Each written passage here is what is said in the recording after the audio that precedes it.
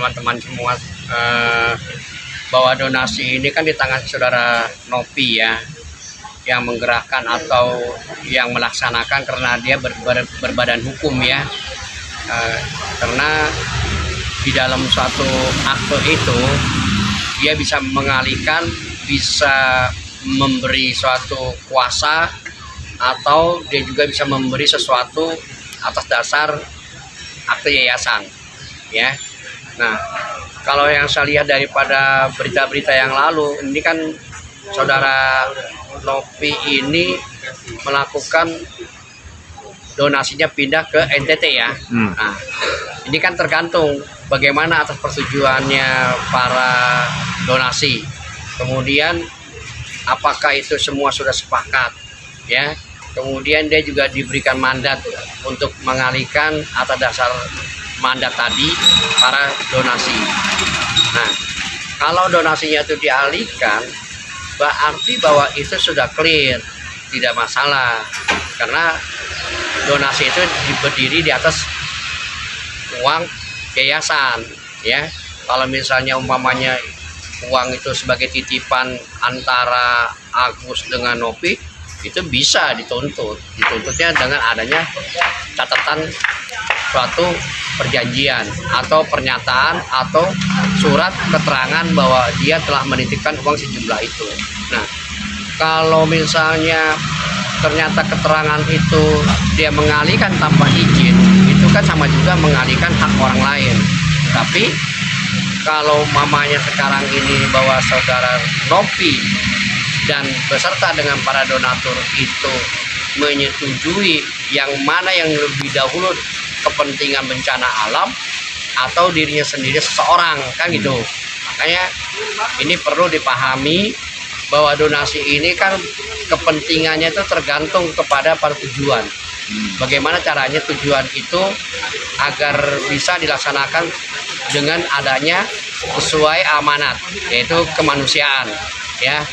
Yang satu bisa kesehatan, tetapi yang kesehatannya bagaimana dilihatnya seperti apa.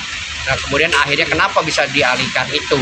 Nah, tentu ada sesuatu pengalihan itu karena adanya mungkin ya salah satu pihak tidak memiliki, pertama adalah tiket baik, kedua adalah dia kredibilitasnya kurang menyapa, atau dia juga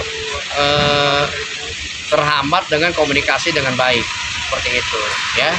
Jadi kalau misalnya donasi itu bisa dialihkan kemana saja atas persetujuan, tergantung pada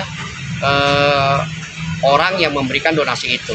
Nah, kalau misalnya bilang nih kesehatan, atau misalnya si saudara misalnya diduga si Agus itu menuntut, itu kan hak dia, tetapi harus ada bagaimana caranya uang itu, uang miliknya siapa, dari mana uang itu, dan bagaimana uang itu bisa jatuh ke yayasan.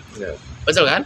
Nah, umpamanya uangnya dirinya sendiri untuk menitipkan kepada Nopi, maka Nopi harus mengembalikan sejumlah uang yang dititip uang itu. Itu yang saya lihat gambarannya ya. Oke. Apakah saudara Agus dengan Nopi ini membuat surat kesepakatan enggak? Awalnya, apakah surat pernyataannya itu ditandatangani bersama? Tidak. Kalau misalnya mamanya bersama, nilainya ada enggak? Atas dasar donasi yang akan diberikan kepada yayasan harus dilimpahkan kepada saudara Agus. Contohnya kayak gitu kan? Nah, kalau misalnya ini cuma hanya lisan, ini nggak bisa, karena dia donasi itu berbentuk badan hukum. Nah, dia juga harus membuat suatu pernyataan ketika saat membuat komit terhadap penampung yayasan itu. Nah, sehingga bahwa yayasan itulah yang akan bisa mengatur kepentingannya sesuai dengan kesepakatan. Kalau umpamanya kesepakatan itu dilaksanakan, berarti ada penyalahgunaan terhadap donasi-donasi itu, sehingga haknya si Agus akan kehilangan, seperti itu ya.